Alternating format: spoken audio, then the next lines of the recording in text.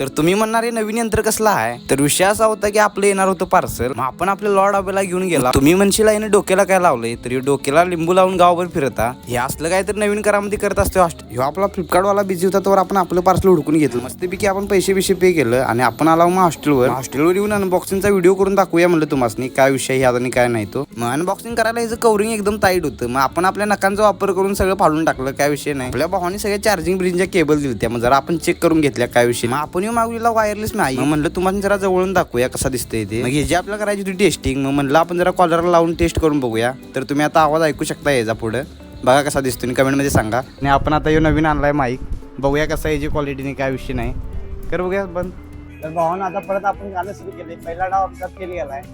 आता आपण आणलाय नवीन माईक आणि त्याची क्वालिटी बघायची आपल्याला. आपल्यासोबत आहेत आपले ज्येष्ठ नेते अभय दादा आणि आमचे कॅमेरामॅन चेतन दादा. तर भावानं कसं आहे, आता आपण तुम्हाला दाखवणार आपला हॉस्टेल कसं आहे. हा कॅमेरामॅन आमच्या बरोबर या, तुम्ही सोबत या. काय नाही काय हॉस्टेलमध्ये आहे ते दाखवणार आहे तुम्हाला.